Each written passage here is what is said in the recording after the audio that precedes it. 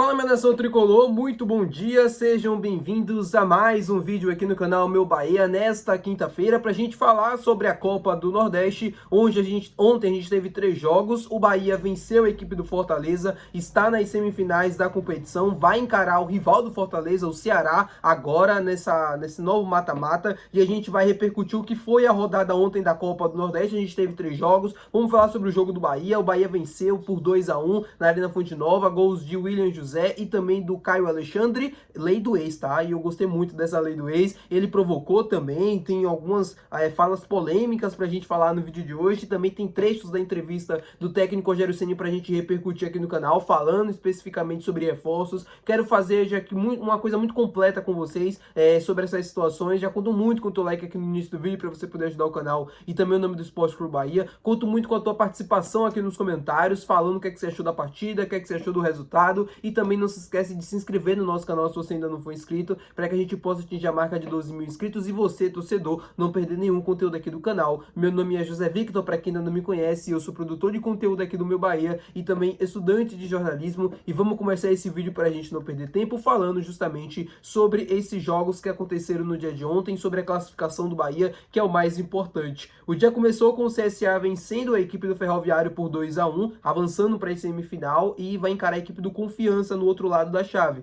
E aí depois vieram os jogos, mais importantes das 4 equipes de Série A de Campeonato Brasileiro. O Bahia encarou o Fortaleza na Fonte Nova e o Sport encarou a equipe do Ceará lá na Ilha do Retiro. O Bahia jogou bem o primeiro tempo, confesso para vocês que não assisti muito do segundo tempo, não tive como assistir, mas o primeiro tempo do Bahia foi bom, assim, até onde eu acompanhei. O Bahia conseguiu jogar bem, conseguiu ter boas triangulações, é muito daquilo que a gente já está acostumado, ter também as suas oportunidades de gol. O pênalti, que foi o lance mais polêmico do primeiro tempo, na minha opinião, foi muito pênalti, apesar da equipe da ESPN falar que não houve nada, que não achou, o comentarista de arbitragem da ESPN, o Simon, de que não houve pênalti, de que não foi isso, que não foi aquilo, mas eu achei muito pênalti sim. O Gilberto é tocado mesmo, ali no pé dele, nas costas, ele cai, o juiz marca muito bem o pênalti, e aí depois o Caio Alexandre, acaba fazendo o segundo gol, o William José marcou de pênalti, e depois o Caio Alexandre marca numa falha do goleiro João Ricardo, um chute de longa distância, o goleiro do Fortaleza acaba falhando e o primeiro tempo termina 2-0. Quando terminou 2-0, eu pensei assim, olha, o primeiro tempo do Bahia foi ok, foi bom, agora é só administrar no segundo tempo pra gente conseguir essa classificação, sem sustos e sem tomar gol. Só que aí o Fortaleza acabou melhorando no segundo tempo, eu acompanhei alguns lances, o Fortaleza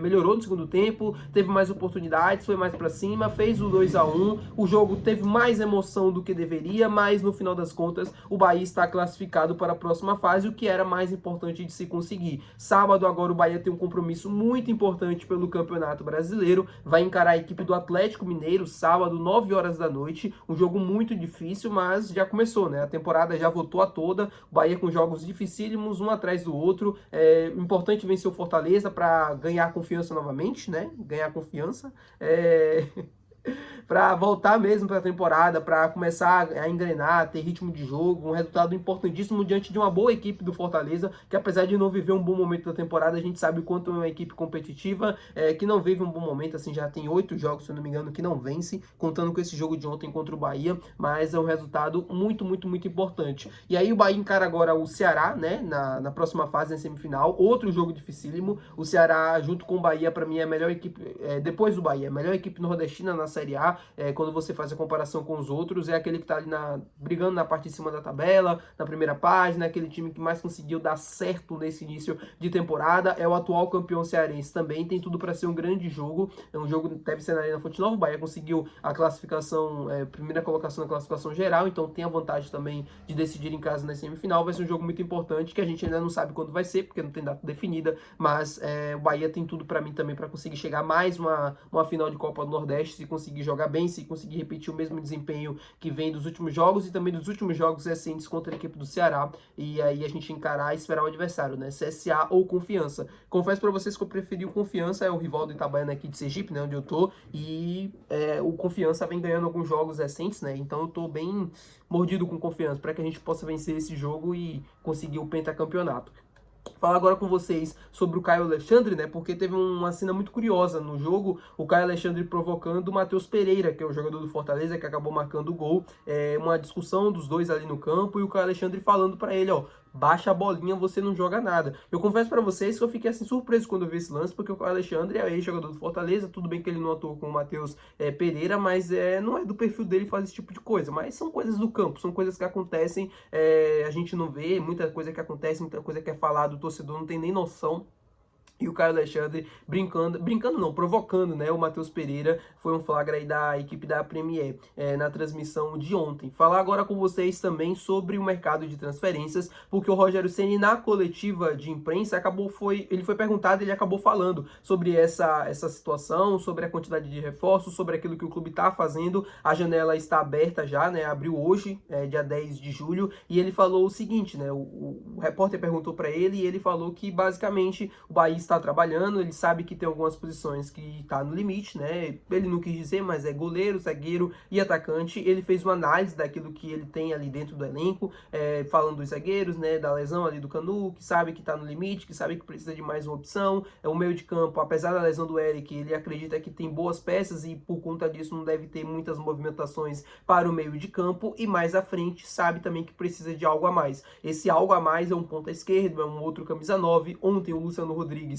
quando entrou no segundo tempo, entrou ali pelo lado direito, como um ponta pelo lado direito e não como um centroavante. Quando ele precisou substituir o William José, quem entrou foi o Thiago.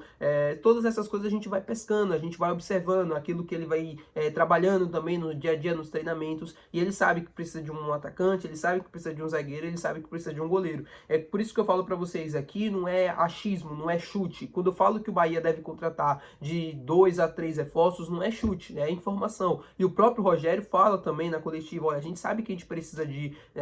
ele não especificou, mas deu para entender na leitura que ele falou que precisa de um goleiro, precisa de um zagueiro e também precisa de um atacante, que o Bahia está buscando opções no mercado, está buscando peças no mercado que façam sentido para que quando esses jogadores pudessem chegar, né, faça sentido financeiramente, faça sentido também coletivamente, que possam nos ajudar, que não sejam apenas reforços ali por quantidade, que seja por qualidade, e algo que é muito importante também de ser falado, o Bahia não pode contratar apenas porque precisa trazer jogadores realmente que possam fazer a diferença, e é por isso que o clube às vezes demora tanto no mercado. Não tô aqui defendendo, já deveria ter contratado um goleiro, já deveria ter pelo menos um zagueiro, um atacante já fechado ou avançando alguma negociação, coisa que não tá acontecendo, mas é o que o clube vem fazendo nos últimos meses, né? Sempre contratando com muita cautela, sempre com muita responsabilidade financeira para que não estoure o orçamento. O Rogério, ele deixa isso muito bem claro e quase em todas as entrevistas quando ele é perguntado sobre isso. A galera fala, e aí, Rogério, sobre reforços?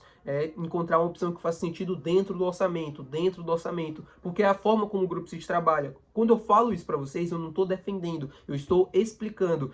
A questão do orçamento é muito clara nas entrevistas e também é muito claro para quando a gente vai apurar alguma informação. O Bahia, quando contrata, tem um orçamento, né, ali que é debilitado para contratações. É um valor X que o clube vai gastar com reforços naquela temporada. Então, se o Bahia tem, por exemplo, 50, 60 milhões para investir nessa segunda janela, tem que encontrar opções, zagueiro, um atacante, um goleiro, que faça sentido dentro daquela limitação que o clube tem de reforços. Não sei qual é o valor que tem disponível, não sei o quanto é que o clube tem e pretende gastar, mas eu dei apenas um exemplo para que vocês consigam entender basicamente como é que o clube está fazendo nessa segunda janela de transferências que está aberta no dia de hoje. Dia 10 de julho começa e vai até o dia 2 de setembro. Tem muito tempo para o Bahia contratar, é praticamente 2 meses que o clube tem para poder fazer reforços. Não estou defendendo, não estou dizendo que não, precisa contratar, precisa chegar gente, o time precisa para não acontecer a mesma coisa que aconteceu na temporada passada, quando o time decaiu bastante ali no meio, porque faltou qualidade, faltou peça,